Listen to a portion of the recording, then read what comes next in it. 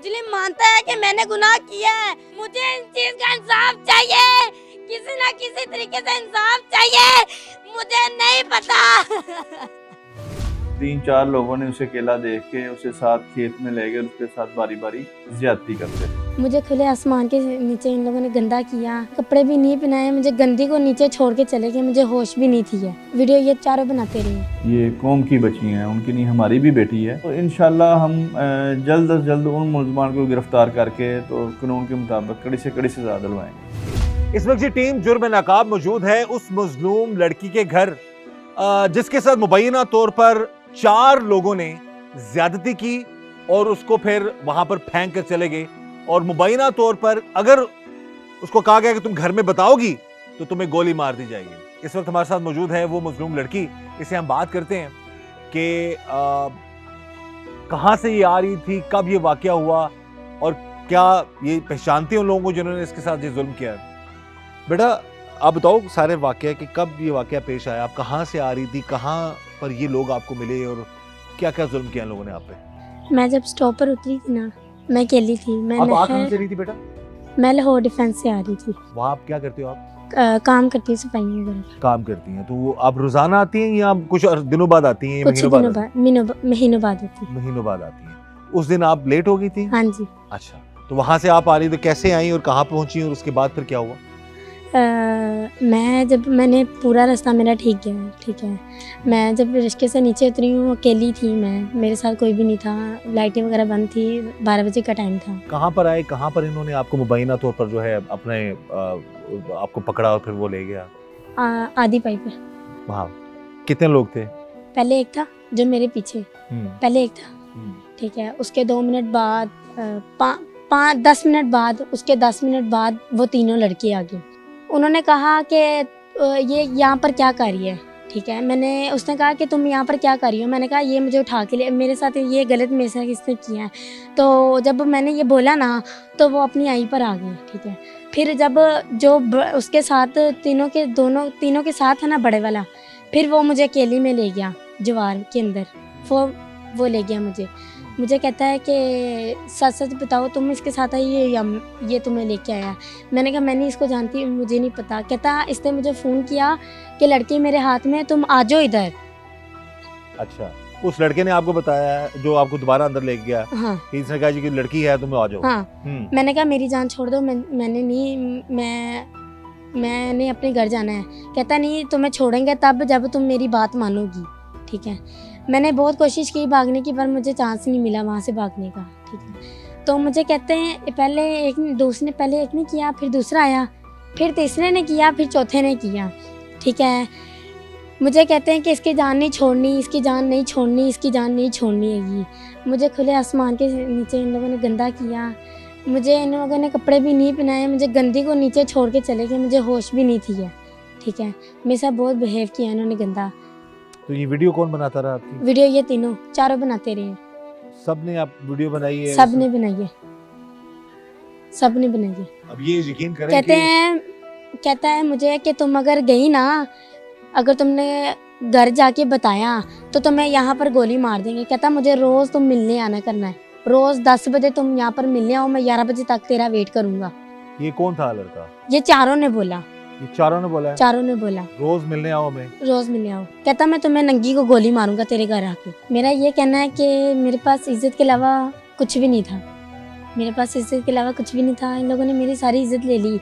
अब दुनिया को क्या मुंह दिखाऊंगी, सबको पता है मेरे पिंड में, सबको पता है, ठीक है। मैं बाहर निकलती हूँ, हर कोई देखो बातें तो बनाएगा, ठीक है। हर कोई खड़ा होता है हर टीम के साथ, चाहे लड़का है, चाहे बच्चा है, चाहे आंटी, चाहे माँ है, चाहे दादी है, ठीक है। उसने मेरी बात तो छेड़नी है, ठीक है। ये मेरा कहना है ये है कि उन्होंने मुझे ऑर्डर दिया था ना गोली का, किसको गोली मारेंगे। मेरा ऑर्डर है कि मैं उसके सामने खड़ी होकर गोली मरवाऊंगी। पहले मैयत उसकी मेरे घर आएगी, फिर वो कब्र में जाएगी। मैं उसको चाहती हूँ कि मैं मरी को देखना चाहती हूँ, ठीक है।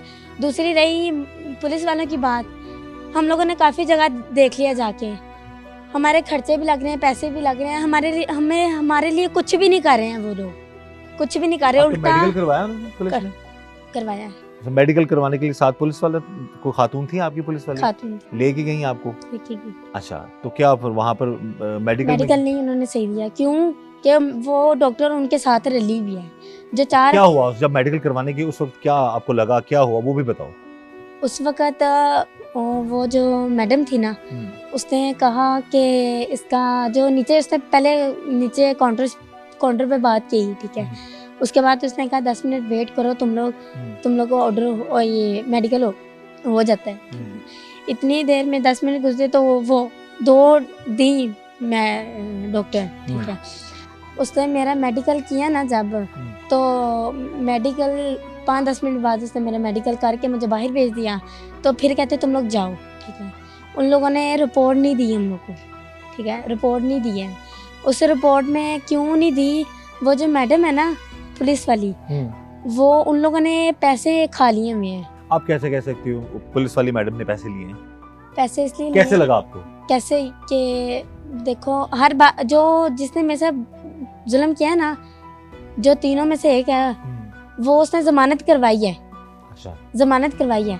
अगर जमानत क्यों करवाई है, सब कहते हैं, पुलिस वाला खुद कहता है कि ये गुनहगार नहीं है। इनको कैसे लगता है कि ये गुनहगार नहीं है?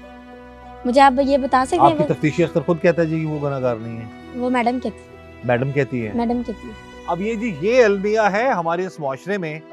अब इसका चेक एंड बैलेंस किसने करना है? एक बच्ची के साथ जुल्म होता है, गरीब लोग हैं, इंतहाई गरीब लोग हैं। जिस गांव में हम बैठे हैं, यकीन माने कि 2 वक्त की रोटी भी इनके लिए जो खाना बड़ा मुश्किल है, और घरों में काम करके ये बच्ची अपने घर वालों के लिए भी और अपने लिए भी मामला जिंदगी के चला रही है।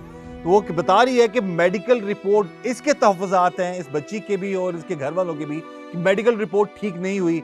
और सबको पता है, हर जगह ऐसा नहीं होता होगा, लेकिन कहीं ना कहीं मुबैना तौर पर हर चीज सेटल हो जाती है। जैसे ये बता रही है बच्ची कि जो मैडम गई मेरे साथ, उसने सही मेडिकल रिपोर्ट नहीं करवाई, और तफ्तीशी अफसर जो है वो खातून खुद कह रही है कि वो गुनाहगार नहीं है। तो किस बेस पर, जिस पर जुल्म हुआ है, वो उसकी बात को आप अपनी बेस पर लेकर जा रहे हैं जी कि हाँ, उनके मुताबिक ऐसा है कि वो गुनाहगार नहीं है। मेडिकल रिपोर्ट प्रॉपर मेरिट पर हासिल करें, उसके बाद फैसला करें कि क्या मामला आता है। और इस मेडिकल रिपोर्ट के हवाले से भी इस बच्ची को और इसके घर वालों को भी तहफ़्फ़ुज़ात हैं कि मेडिकल रिपोर्ट जो है वो ठीक नहीं ली गई या ठीक नहीं हुआ। अब रिपोर्ट चेंज होगी या क्या मामला है, वो इन लोगों का कहना है। आपको कैसे लगता है कि आपकी मेडिकल रिपोर्ट जो है वो ठीक नहीं है? क्या मसला लगा? आप उनकी बातों से लगा, उनके रवैये से लगा? रवैये और बातों से। किसके रवैये से? मैडम के और डॉक्टर के।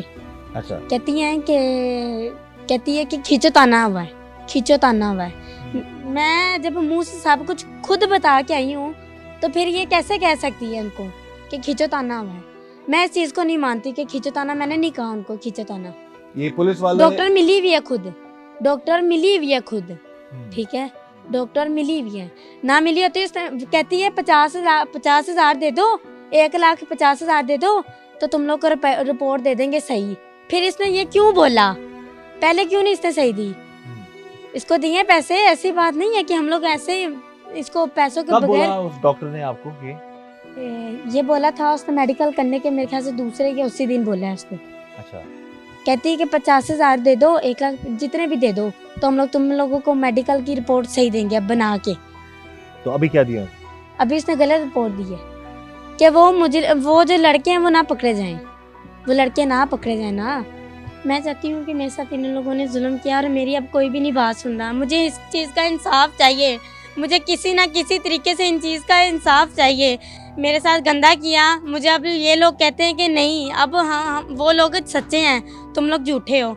मुझे इन चीज़ का इंसाफ चाहिए, मुझे नहीं पता, किसी ना किसी तरीके से चाहिए। क्या जुल्म अब करते रहे आपके साथ? ये चारों ने क्या जुल्म किया? मेरे साथ बहुत गंदा इन लोगों ने बिहेव किया, ठीक है, बारी बारी इन लोगों ने, सब ने मेरे साथ गंदा किया। मुझे इन चीज़ का इंसाफ चाहिए। सारे ऊपर खड़े होके मेरी इन लोगों ने वीडियो बनाई है, मुझे इस चीज़ का इंसाफ चाहिए, ठीक है। धमकाया क्या इन्होंने आपको? धमकाया ये है कि इन लोगों ने मुझे कहा था कि गोली मार देंगे तुम लोग को। इसने मुझे कहा था कि गोली मार देंगे, अगर तुम 10 बजे मुझे ना मिलने आई ना तो गोली मार देंगे। मुझे इस चीज़ का इंसाफ चाहिए, मुझे नहीं पता, मुझे इन चीज़ का इंसाफ चाहिए। यहाँ तो ये लोग मान जाए कि मैंने गुनाह किया है, और मुजरिम मानता है कि मैंने गुनाह किया है, पुलिस वाला कहता है कि नहीं गुनाह किया। मुझे इन चीज का इंसाफ चाहिए किसी ना किसी तरीके से इंसाफ चाहिए, मुझे नहीं पता। ये है जी हमारे इस मुआशरे में तड़पती हुई वो लड़की जिसके साथ 4 दरिंदों ने जुल्म की इंतहा कर दी और अब वो इंसाफ के लिए दर-बदर की ठोकरें खाने पर मजबूर है। रिपोर्ट्स मुबैना तौर पर बदल दी गई हैं। डीपीओ साहब कहते हैं कि इसको इंसाफ मिलना चाहिए, लेकिन निचले जो एसएचओ लेवल के मामलात हैं या इन्वेस्टिगेशन ऑफिसर के मामलात हैं वो इस तरह से हैं जी कि इस बच्ची को इंसाफ नहीं मिल रहा, इसी को जुल्मबार कहा जा रहा है। ये चीख कर हमारे इस मुआशरे को झंझोड़ रही है और वज़ीर आला पंजाब मरियम नवाज साहिबा से और आईजी पंजाब उनसे और डीपीओ शेखुपुरा से और इलाके के जो एसएचओ से ये अपील कर रही है कि इनको इंसाफ मिलना चाहिए। तफ्तीश निचले लेवल तक मामलात बेहतर नहीं है। हम ये गुजारिश करेंगे खुदारा इस बच्ची को इंसाफ मिलना चाहिए। अगर इस बच्ची के साथ उन 4 दरिंदों ने जुल्म किया, वीडियोस बनाई और वीडियो बनाकर ये चीख कर बता रही है कि इसको कहा गया कि 10 बजे मिलो, नहीं तो तुम्हारे घर आकर तुम्हें मुबैना तौर पर नंगा करके गोली मारेंगे। ये अल्फाज सुनकर यकीन करें रोंगटे खड़े हो जाते हैं। और हमारे मुआशरे में ये रूटीन केस बन गया हुआ है। बच्ची हाँ जी राती क्यों आई है उठूं वापस, इस पे इल्जाम लगा दो। हाँ जी इसी ने खुद बुलाया होगा, इस पे इल्जाम लगा दो। एक नहीं, 2 नहीं, 4 लोगों ने इसके साथ जुल्म किया है। हम यही गुजारिश करेंगे, हम किसी पर इल्जाम नहीं लगा रहे, इस केस की तफ्तीश मेरिट पर होनी चाहिए।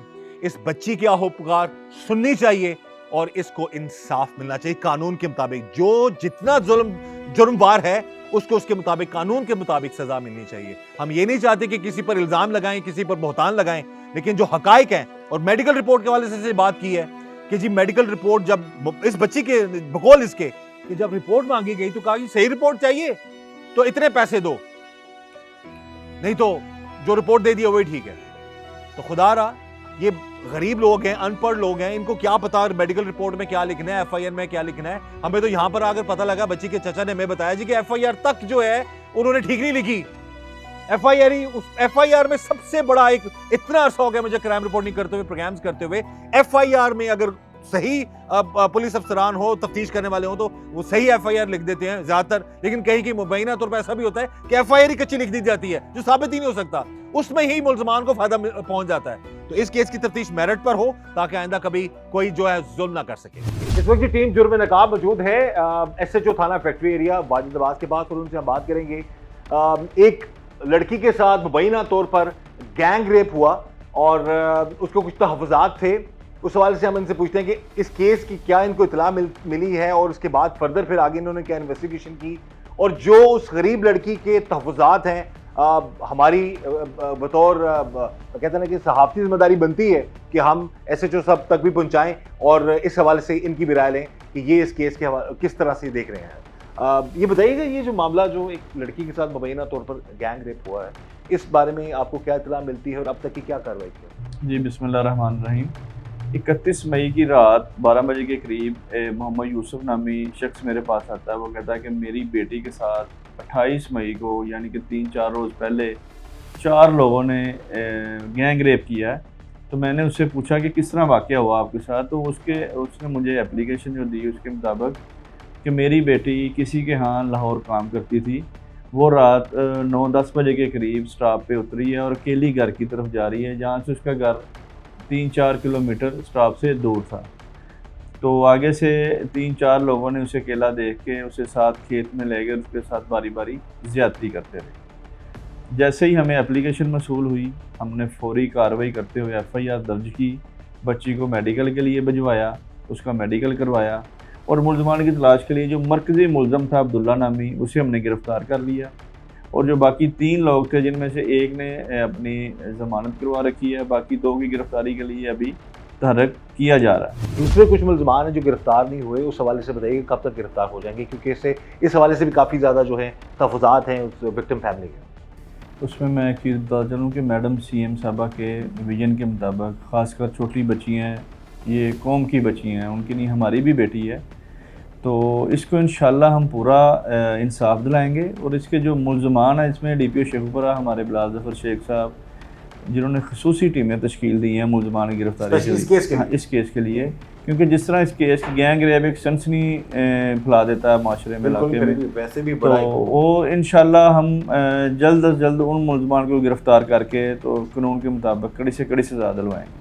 यानी कि स्पेशली आपके जो अफसरान हैं डीपीओ साहब उनके भी और आपके डीएसपी साहब सबकी स्पेशल इंस्ट्रक्शंस है केस को जो है वो फौरी तौर पर जो हल किया जाए और मेरिट पर किया इस मामले में डीपीओ साहब डेली रोज़मर्रा की बुनियाद पर वो वीडियो लिंक मीटिंग करके सारी टीम से वीडियो लिंक करते हैं और डेली इस केस को वो खुद मॉनिटर कर रहे हैं। बिल्कुल सही है जी। बड़ी एक खूबसूरत और खुशाइन बात है ये कि डीपीओ शेखुपुरा बिलाल जफर शेख साहब खुद इस केस की मॉनिटरिंग कर रहे हैं और ये विजन है वज़ीर आला पंजाब मरीम नवाज साहिबा का भी कि जिस भी बेटी के साथ और किसी के साथ भी किसी भी मजलूम के साथ जुल्म होगा तो उस केस की जो है तफ्तीश मेरिट पर होनी चाहिए और मजलूम को इंसाफ मिलना चाहिए और इस विजन को लेकर चल रहे हैं डीपीओ शेखुपुरा बिलाल जफर शेख साहब और उनकी पूरी टीम और इस थाने के जो एसएच हैं वो भी। हम ये उम्मीद करते हैं इस केस की तफ्तीश मेरिट पर होगी और उस मासूम लड़की को कानून के मुताबिक इंसाफ मिलेगा।